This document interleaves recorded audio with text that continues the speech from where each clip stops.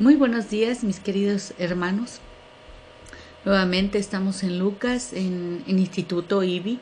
Sobre todo, gracias a Dios por sus vidas, por lo que han propuesto en su corazón y sobre todo el que Dios nos pueda hablar y podamos conducirnos conforme a conocerle, a saber más y más de Él. Y gracias a Dios por ustedes. Y porque Dios siempre hay que agradecerle todo lo que nos da. Vamos a ver en el pasaje 22, en el capítulo 22, versículos 7 al 23, en este pasaje de la última cena que se da con sus discípulos. Bien. Cuando llegó el día de los acimos, que es cuando hay que sacrificar el cordero pascual, Jesús mandó por delante a Pedro y a Juan, a los que dijo: id a prepararnos la cena de la Pascua, que vamos a comer juntos. ¿Dónde quieres que la preparemos? Le preguntaron ellos. Fijaos, les dijo, cuando entréis en la ciudad os encontraréis con un hombre que lleva un cántaro de agua. Seguidle hasta que le veáis entrar en una casa y ahí le decís al padre de la familia, de parte del maestro, que donde está el cuarto de los huéspedes donde han de comer el cordero pascual con sus discípulos. Él os indicará un salón grande en el piso de arriba con la mesa y los asientos. Ahí es donde tenéis que hacer los preparativos. Pedro y Juan fueron y lo encontraron todo como les había dicho Jesús, y prepararon la cena de la Pascua. Cuando llegó la hora, Jesús se sentó a la mesa con los apóstoles y les dijo: ¿Qué ganas tenía de comer con vosotros esta cena de Pascua, antes de padecer? Pero porque es seguro que ya no la voy a comer más hasta que se haga la realidad en el banquete del reino de Dios. Entonces le pasaron la copa y él la tomó y dio gracias a Dios, diciendo: coged esto y compartidlo, porque os aseguro que ya no voy a beber más vino hasta que se haga realidad el reino de Dios. Luego cogió un pan y dio gracias a Dios y lo partió en trozos y se los repartió, diciendo: esto significa mi cuerpo entregado por amor de vosotros. Haced esto para acordaros de mí. De la misma forma cogió la copa después de la cena y dijo: esta copa representa el nuevo pacto entre Dios y el hombre, que se hace posible al precio de mi sangre, que se derrama por amor de vosotros. Pero la mano del traidor está aquí conmigo a esta mesa, porque este hijo del hombre sigue el camino en que le estaba preparado. Pero ay del hombre que comete esta traición. Entonces los 12 empezaron a preguntarse unos a otros quién de ellos sería el que hiciera eso. Las cosas nunca en nuestro Señor se dejan en el último de los momentos. Hay un plan y se va a llevar a cabo. Las casas de mucha categoría tenían 2 habitaciones, una encima de la otra. Entonces la casa se veía formada como 2 cajas, la más pequeña encima de la otra. A la habitación de arriba se llegaba por una escalera exterior. En el tiempo de la Pascua, el hospedaje era gratuito en Jerusalén.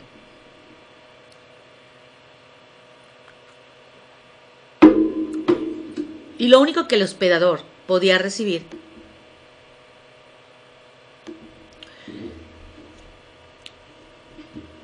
por el alojamiento de los peregrinos era una piel de cordero que se comían en la fiesta. La habitación de arriba se solía usar para que todos se reunieran con un rabino, con sus discípulos predilectos, para hablar con ellos en esa intimidad. Y nuestro Señor Jesús tomó medidas para que tuvieran una habitación. Envió a Pedro, a Juan, para buscar a un hombre con un cántaro de agua. El acarrear el agua era cosa recordemos, de mujeres. Sería tan fácil descubrir a un hombre que llevara un cántaro, como en una de nuestras ciudades descubrir a alguien que se pusiera, no sé,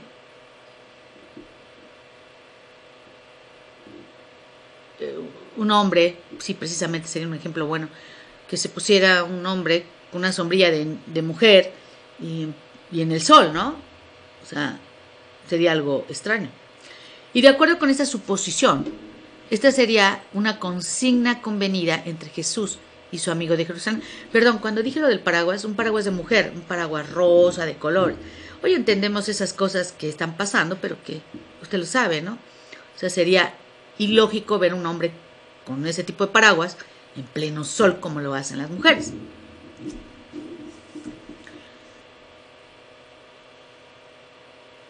O también, por ejemplo, bueno, la fiesta se estaba celebrando y nuestro Señor Jesús usa los símbolos tradicionales para darle un significado. El pan significa mi cuerpo entregado por amor de vosotros. Esto es lo que se suele llamar un sacramento. Un sacramento es algo, por lo general, ordinario, que ha adquirido un significado nuevo y extraordinario para que él tenga ojos para ver y un corazón para entender. No hay nada especialmente teológico ni misterioso en esto. Hay muchos que tenemos tal vez un cajón, que guardamos cositas que vamos recogiendo, botes, estampas, lápices, plumas, de publicidad, cositas que vamos guardando, ¿no? Y hay cosas que nos han regalado un prendedor, no sé, que se van guardando. Hasta cosas que a lo mejor son cosas que ni queremos, ¿no? Porque no nos gustaron, pero las guardamos. Y son cositas así, sin valor, corrientitas, pero tienen un valor especial para nosotros. Eso es un sacramento.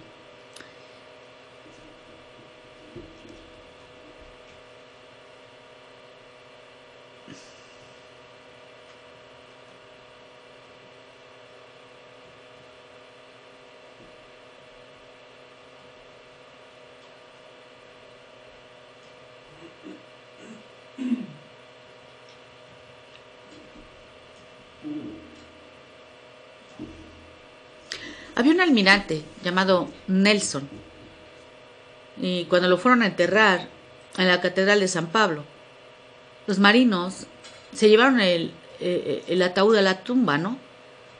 Y alguien escribió: con reverencia y con eficacia bajaron a la tumba el cuerpo del más grande almirante del mundo.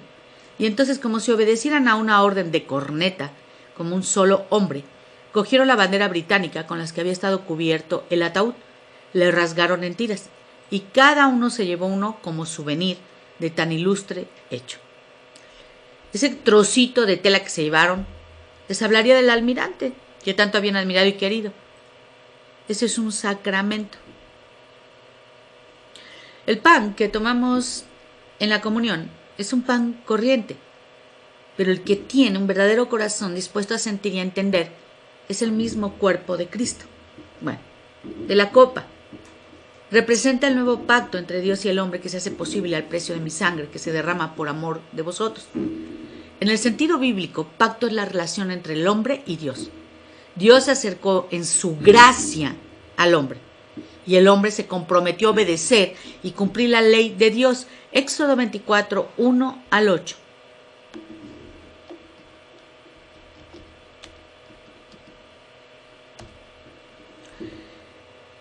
Dijo Jehová a Moisés: sube ante Jehová tú y Aarón, Nadab y Abiú, y 70 de los ancianos de Israel, y os inclinaréis desde lejos.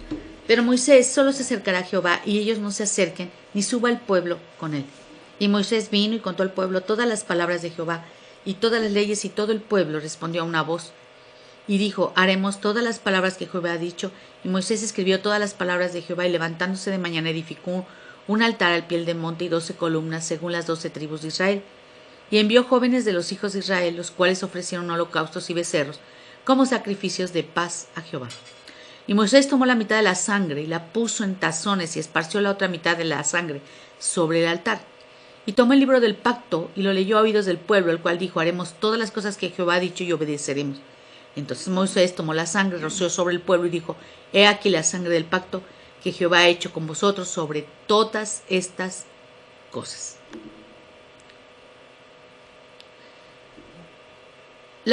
Ese pacto tiene una continuidad que depende de que el hombre cumpla el compromiso y obedezca esa ley. Pero el hombre no pudo, ni puede. El pecado interrumpe la relación entre el hombre y Dios. Todo ese sistema sacrificial de Israel estaba diseñado para restaurar esa relación.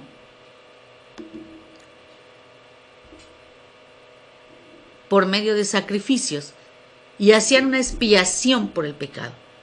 Lo que dijo Jesús fue: con mi vida y con mi muerte he hecho posible una relación entre vosotros y Dios. Sois pecadores, es cierto, pero porque yo he muerto por vosotros, ahora somos amigos y no enemigos de Dios. Costó la vida de Jesús el restaurar una relación perdida entre Dios y los hombres.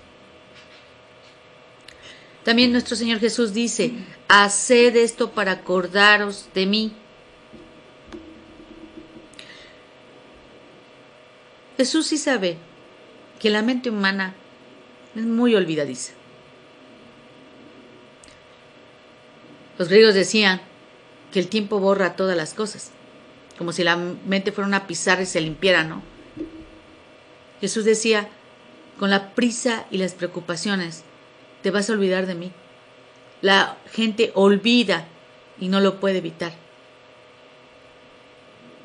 Entrar de cuando en cuando a la paz y tranquilidad de mi casa y hacer esto otra vez con mi pueblo, y os acordaréis. Y bueno, la presencia de un traidor en la mesa se hacía la tragedia aún mucho más trágica. Y nuestro Señor tiene una mesa siempre que se celebra esa comunión, los que le traicionan. Si en la casa del Señor nos comprometemos con Él y luego en nuestra vida salimos para negarle, totalmente somos traidores a su causa.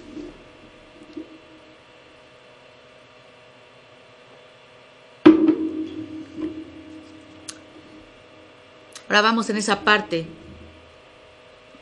en la rivalidad entre los discípulos y de nuestro Señor Jesucristo.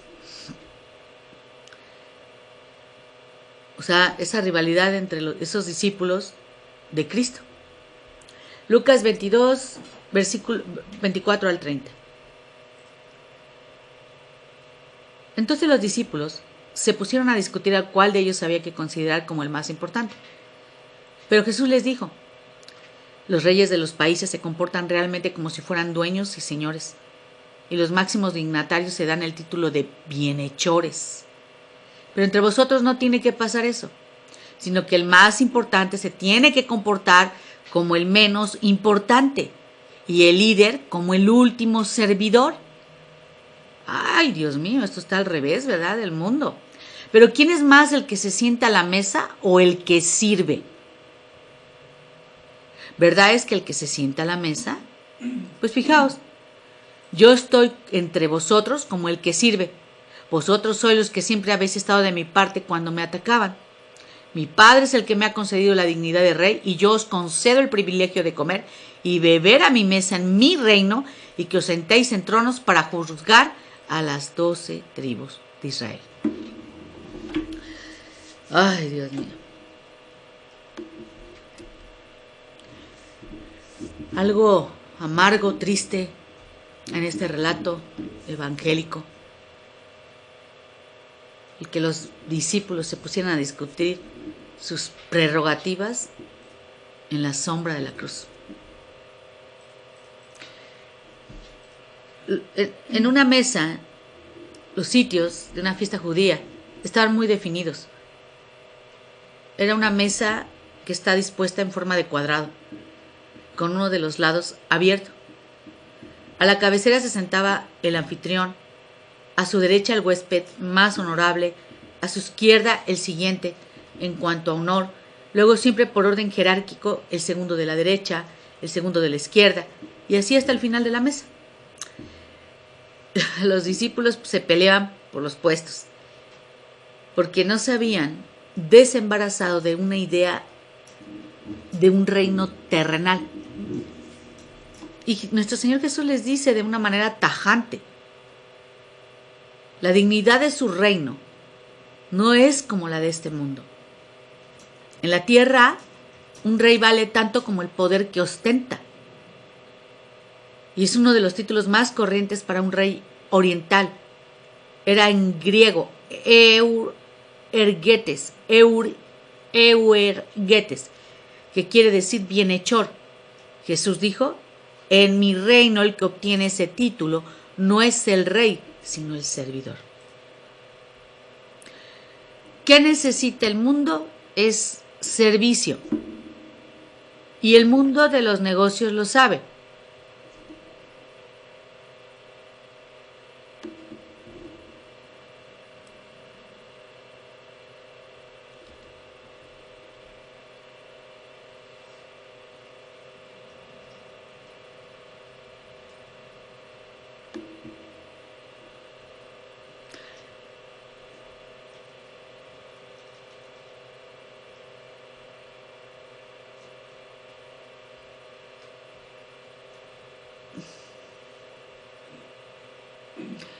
Hay muchas peleas en la parte de las dignidades y más preocupación de muchos acerca del puesto que le corresponde a cada uno en la iglesia que en ningún otro sitio. El mundo necesita y reconoce el servicio.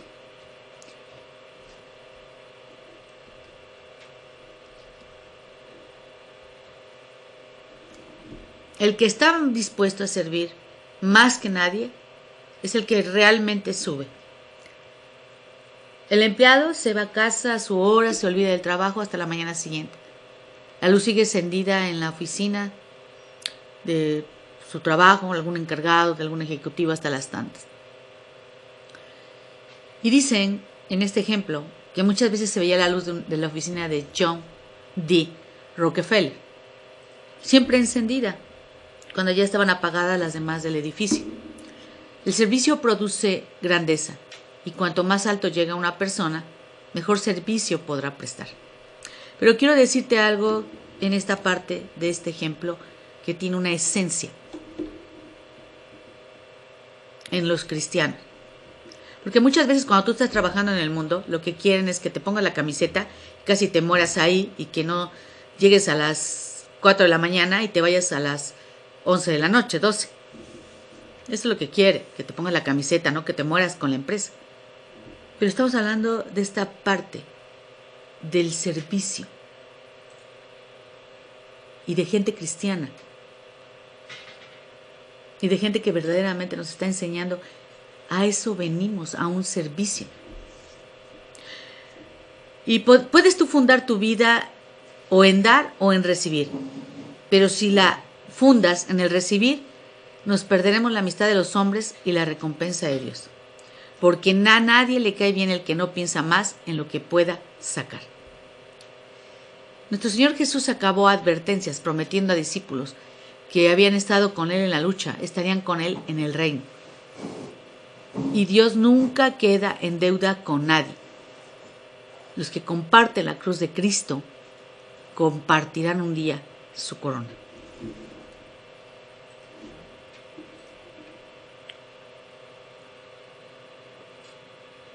Ahora vamos a ver una tragedia tremenda. La de Pedro, ¿verdad? Ay, Dios mío. Lucas capítulo 22, versículo 31 al 38. Y de ahí nos vamos a saltar para esta tragedia al versículo 54, 62 del capítulo 22.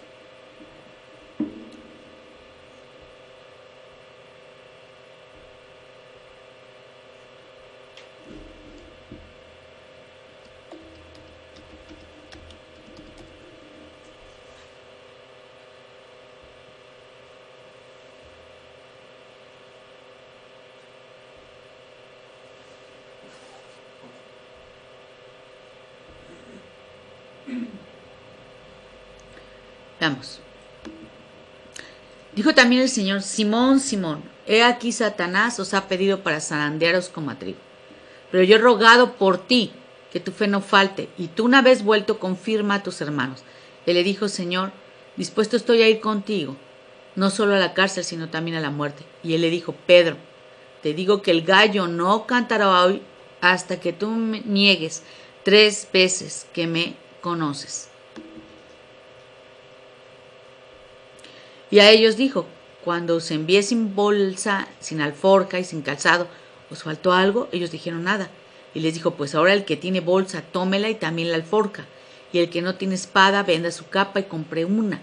Porque os digo que es necesario que se cumpla todo en mí aquello que está escrito y fue contado con los inicuos. Porque lo que está escrito de mí tiene un cumplimiento. Entonces ellos dijeron: Señor, aquí hay 2 espadas. Y él les dijo: basta.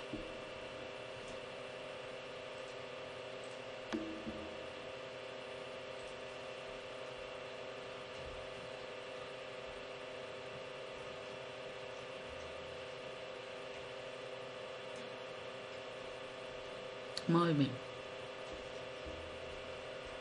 Vamos a la 54-62 del mismo capítulo. Aquí está.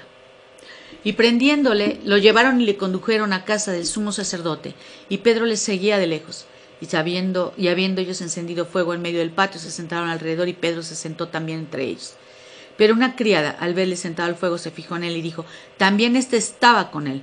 Pero él lo negó, diciendo: mujer, no lo conozco. Un poco después, viéndole otro, dijo: tú también eres de ellos. Y Pedro dijo: hombre, no lo soy. Como una hora después, otro afirmaba, diciendo: verdaderamente también éste estaba con él, porque es Galileo. Y Pedro dijo: hombre, no sé lo que dices. Y enseguida, mientras él todavía hablaba, el gallo cantó. Entonces, vuelto el Señor, miró a Pedro, y Pedro se acordó de la palabra del Señor que le había dicho: antes que el gallo cante, me negarás 3 veces. Y Pedro, saliendo fuera, lloró amargamente.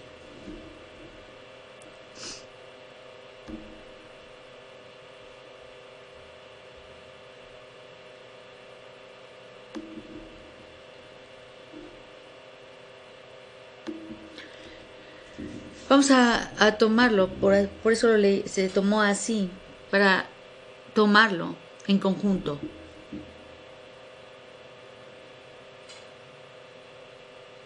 Es extraño lo que vivió Pedro, ¿no? Porque aunque lo negó, él era leal.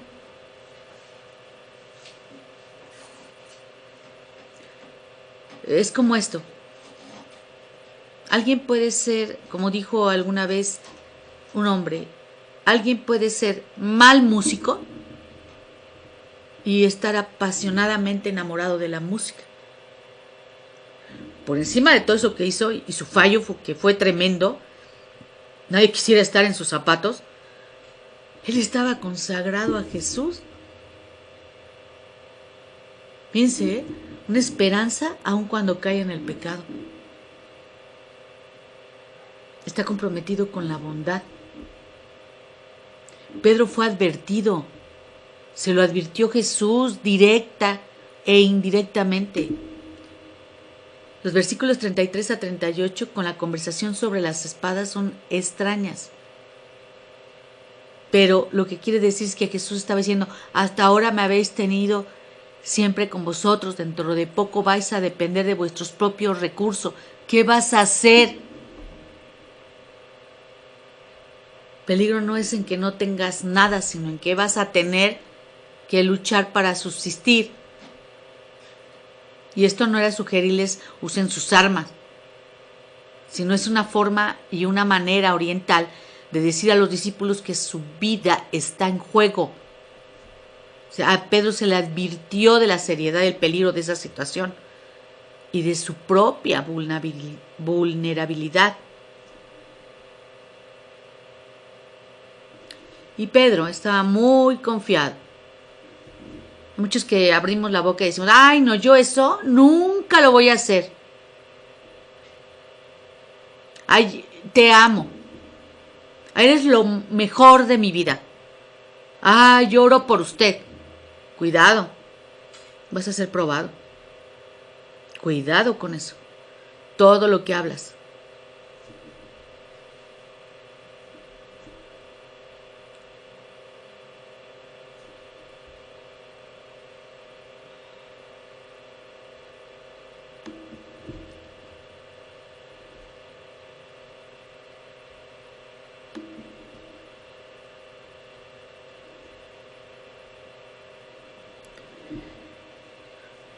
Hay muchas formas de atacantes que cuando atacan un castillo o han atacado algo, que parece que esa ruta es inexpugnable o inescalable, se sienten tan confiados los defensores que no la cuidan y por ahí han entrado. Satanás es algo astuto. Ataca el punto más seguro que está uno, y tan seguro porque sabe que estará desguarnecido por el exceso de confianza. Pedro fue uno de los 12 discípulos. Juan 18:15. Él tuvo el valor de seguir a Jesús hasta el patio de la casa del sumo sacerdote. Tuvo que arrastrar una tentación que solo se le podía presentar a un hombre que fuera valiente. El valiente siempre va a correr más riesgos que el cauteloso. Y cuando nos exponemos a la tentación, es un peligro que corre arriesgado en un pensamiento y en una acción. Es mejor sucumbir en una empresa noble que huir para no emprenderla. Nuestro Señor no le habló con la ira o con ira a Pedro. Lo miró con pena. Y probablemente Pedro había preferido que Jesús hubiera vuelto y se lo hubiera echado en cara. Pero su mirada muda, apesadumbrada, tuvo que haberle atravesado un corazón con la espada y haberle abierto esa fuente de lágrimas cuando lo vio. Y el castigo del pecado es ver en los ojos de Jesús no la ira, sino el dolor del corazón porque fallamos.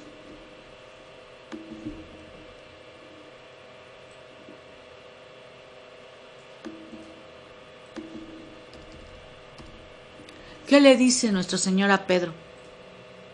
Algo bellísimo. Cuando vayas vuelto a tu casa, ayuda a tus hermanos a mantenerse firmes. Y es como si le comentara esto de manera literal. Me vas a negar y vas a llorar amargamente, pero el resultado será que estarás mejor capacitado para ayudar a tus hermanos que tengan que pasarlo. Y para poder ayudar a otros, verdaderamente, hay que pasar nosotros por un horno de aflicción o un abismo de vergüenza. Se dice de nuestro Señor Jesús, Él puede ayudar a los que están pasando porque Él lo ha pasado también. Hebreos 2:18.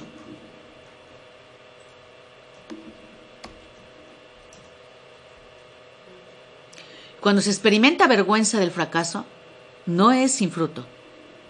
Nos da la compasión, la comprensión que no tendríamos de otra manera.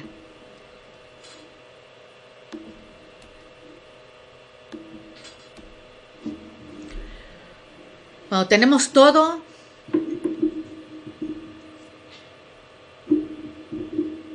es muy difícil nosotros con tanto egoísmo. Pero cuando empiezan las pruebas, la aflicción, etc., verdaderamente hay un verdadero fruto en nosotros. Ahora vamos a ver que en todo esto siempre hay una voluntad de parte de Dios. Dios tiene su propia voluntad. No te va a pedir consejo, ni te va a decir cómo, ni cuándo. Él tiene su voluntad. Y vamos a ver, hágase tu voluntad. Lucas, capítulo 22, versículo 39 al 46. Nuestro Señor Jesús salió en una dirección. A ver, espérenme. Lucas 22, 39 al 46. Es que me tenía que regresar. 39 al 46. Y saliéndose fue como...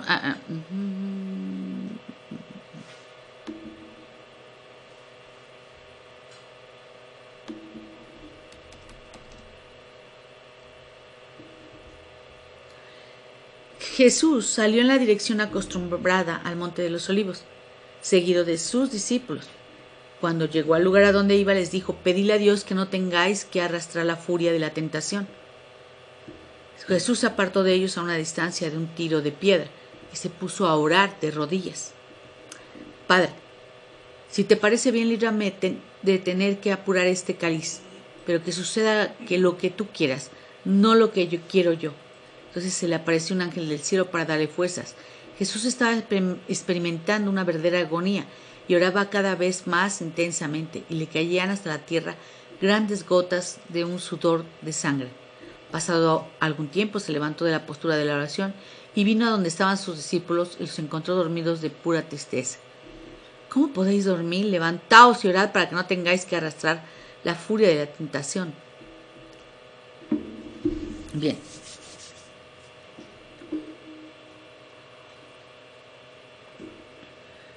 El espacio era limitado en Jerusalén, que no había jardines. La gente acomodada tenía jardines privados en el Monte de los Olivos. Tal vez algún amigo de Jesús le permitiera usar su jardín. Ahí es donde se retira a pelear esa solitaria batalla. Tenía 33 años. Yo no creo que a los 33 años tú quieras morir. Sabía lo que era una crucifixión. Estaba en agonía. Esa palabra griega se refiere a la lucha desesperada por la vida.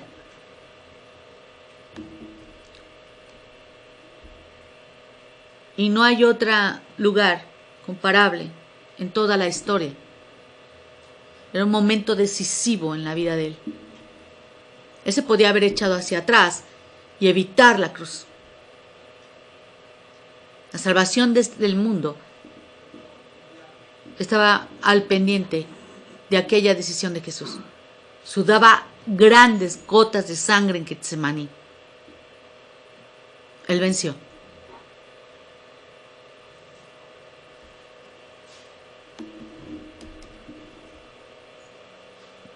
Voy a contar algo de un famoso pianista.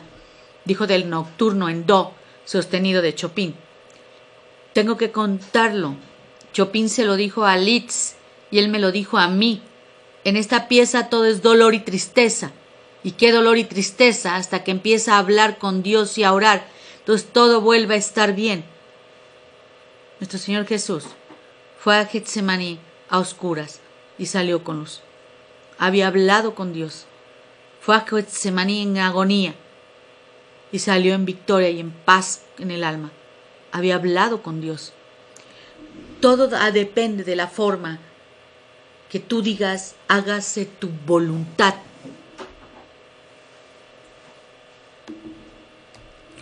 Se puede hacer en un tono de resignación impotente, como el que sabe que está en las garras de un poder contra el que él no puede luchar. Y esto puede indicar la muerte de la esperanza. También puede decirse como si uno hubiera llegado a una rendición total en reconocimiento de una derrota completita. También puede decirse en un tono de frustración porque el sueño que se esperaba no se va a realizar. Pueden ir esas palabras cargadas de desilusión, de rabia, y no hay nada que se pueda hacer. Puede decirse con un acento de una confianza perfecta, que es como lo dijo Jesús. Estaba hablando con uno que es un padre, un Dios cuyos brazos siempre van a estar y sostenían y rodeaban en la cruz. Se sometía, pero un amor que no lo dejaría. Lo más difícil de la vida es aceptar lo que no podemos entender. Pero hasta eso lo podemos hacer si recibimos en Cristo la seguridad del amor de Dios.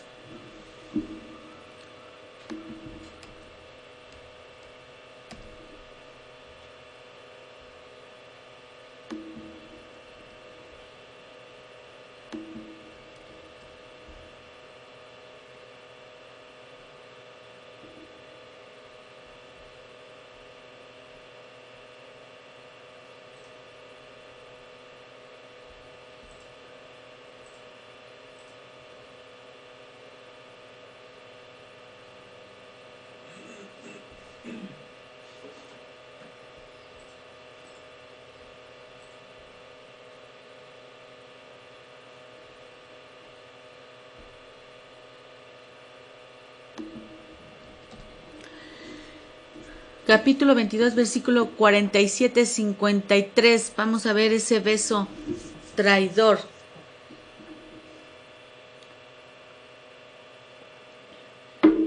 Todavía estaba Jesús hablando cuando se presentó una pandilla dirigida por el que se llamaba Judas, uno de los 12 que se acercó a Jesús para darle un beso.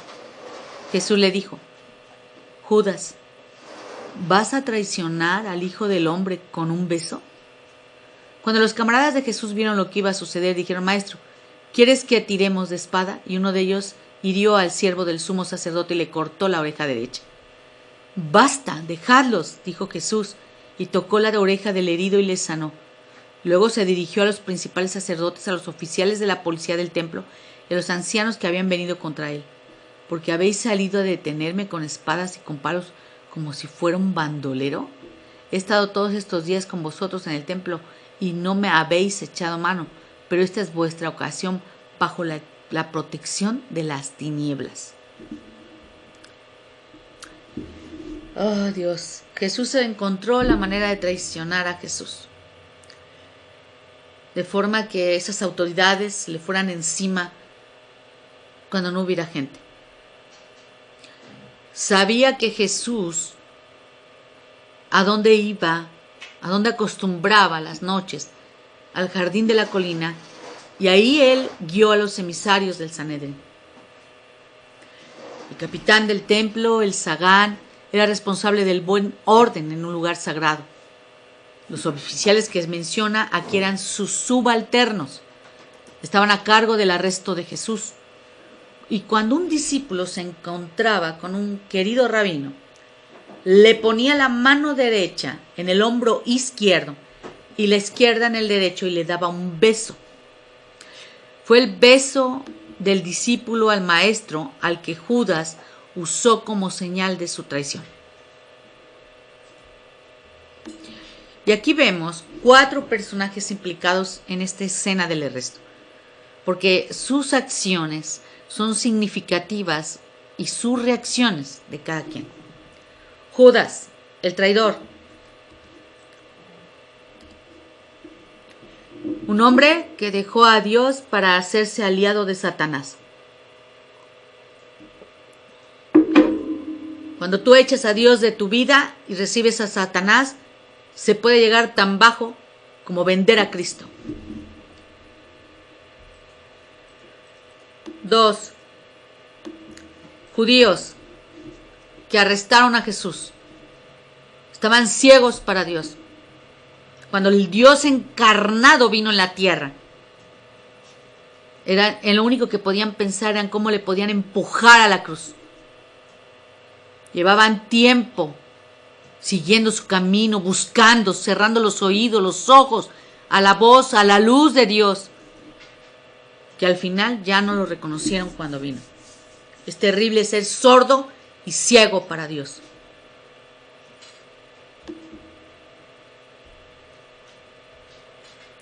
Tres, los discípulos, personajes. Eran hombres que de momento olvidaron a Dios.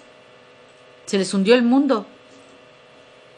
Creyeron que eso era el fin. Y lo último que pensaron entonces era en Dios. Pensaban en ellos, en la terrible situación que se encontraban.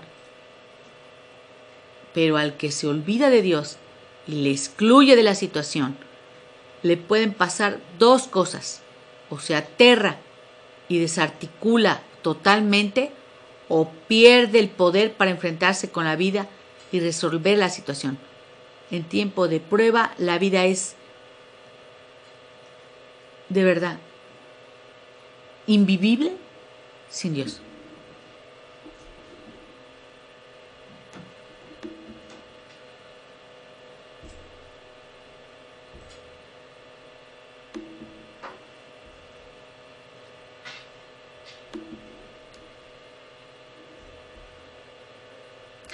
Y tenemos a nuestro Señor Jesús como 4 personaje.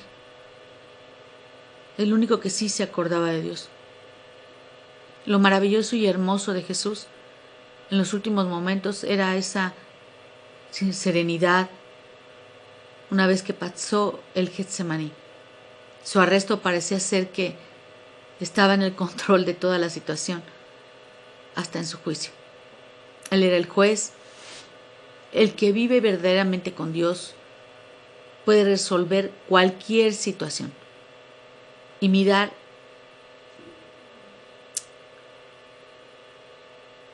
a los ojos de cualquier enemigo. Y cuando alguien se somete a Dios, verdaderamente está por encima de toda circunstancia.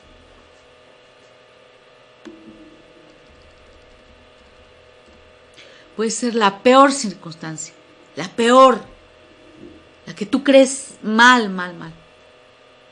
Pero si te sometes a Dios, vas a estar por encima de las circunstancias.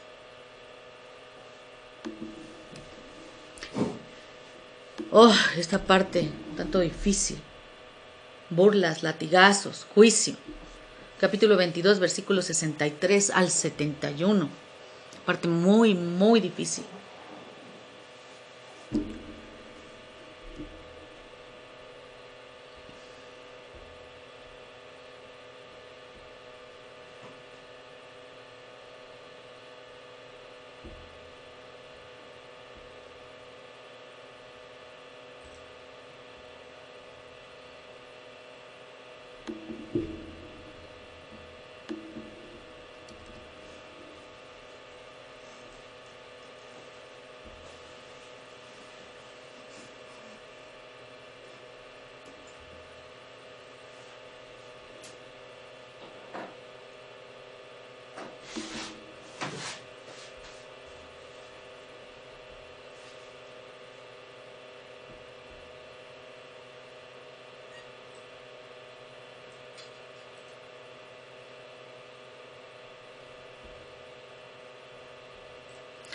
Los hombres que estaban custodiando a Jesús se pusieron a burlarse de él y a golpearle.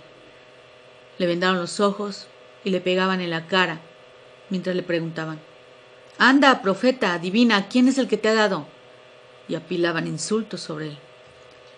Cuando se hizo de día, se reunieron los ancianos del pueblo, los principales sacerdotes y los escribas, y le trajeron al Sanedrín.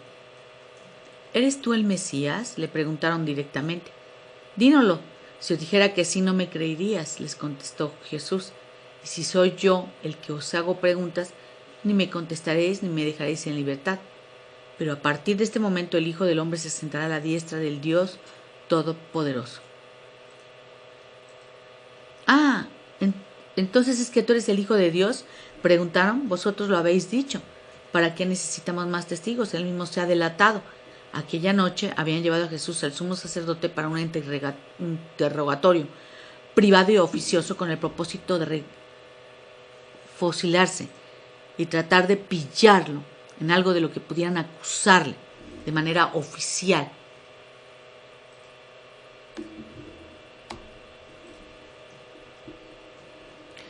Y después de eso entregaron a Jesús a los policías del templo para que lo custodiaran. Se aprovecharon para divertirse cruelmente, de una manera cruel a su costa. Cuando llegó la mañana, lo llevaron al Sanedrín. ¿Qué era el Sanedrín? Un tribunal supremo de judíos.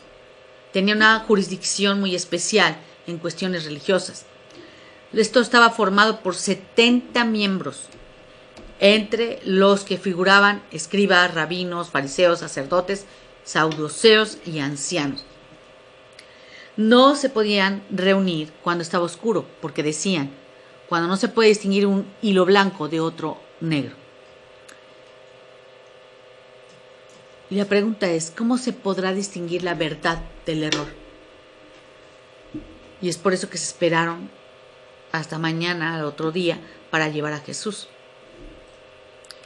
Y el Sanedrín solo se podía reunir en el salón de la piedra tallada, en el recinto del templo. El presidente era un sumo sacerdote. Se han conservado reglas de procedimiento del Sanedrín que era realmente ideal, aunque no se cumplían nunca del todo. Pero por lo menos nos permite conocer lo que los judíos consideraban que debía ser el Sanedrín y cuánto faltó para que se cumpliera el juicio de Jesús.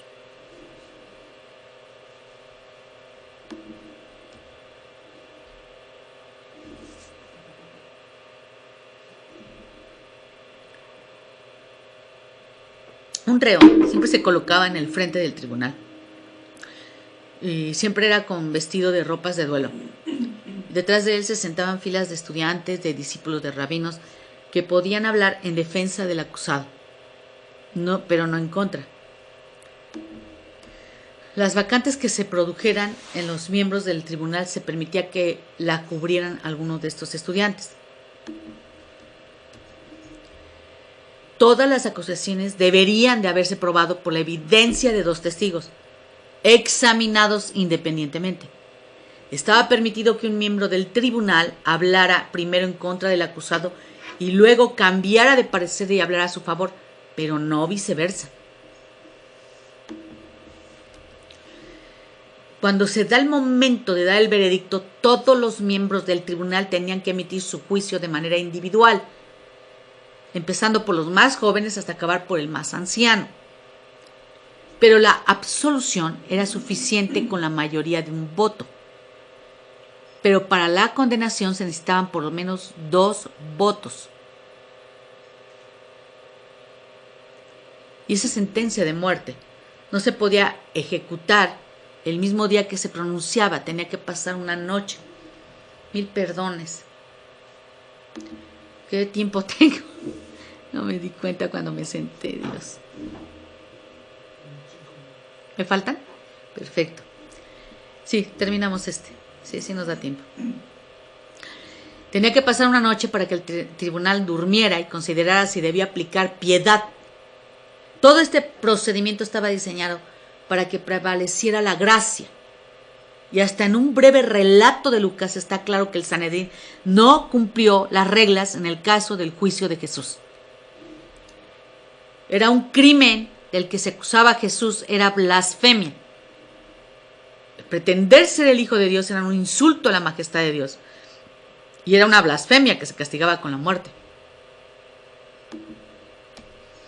Y es un hecho trágico que cuando Jesús pidió amor, ni siquiera recibió un poco de justicia.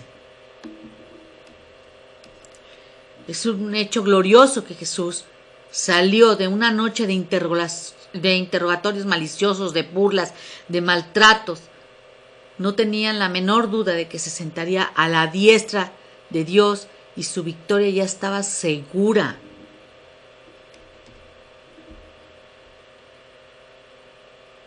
Tenía una fe que iba a desafiar los hechos. Él sabía, sin duda alguna,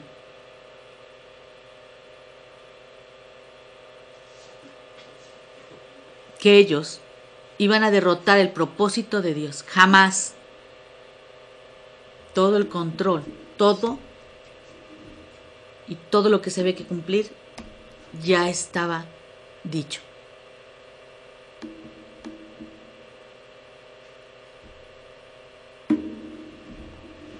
Muy bien. Si me permite, aquí nos quedamos, ya estamos a punto de iniciar el capítulo 23 y de terminar, si Dios nos lo permite.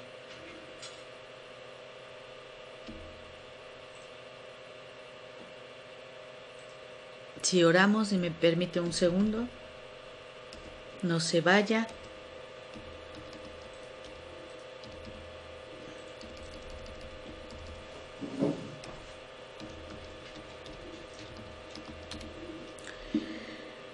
Bendito Dios, bendito Padre, gracias por tu gran amor, la belleza de tu majestad, Señor, la perfección de tu sabiduría, el amor hacia nuestras vidas, la gracia inmerecida a nuestras personas,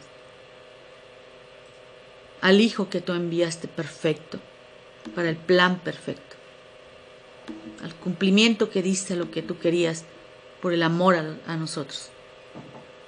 Gracias, Señor, no acabaríamos de verdad nunca de darte honra, gloria y agradecerte al único Dios que es vivo y verdadero, a Jesucristo nuestro Señor. Te amamos, te bendecimos por sobre todas las cosas, mi Dios. Ayúdanos. En el nombre de Jesucristo. Amén. Dios les bendiga. Un abrazo. Gracias. Y si Dios lo permite, nos vemos el próximo sábado. Que esté bien.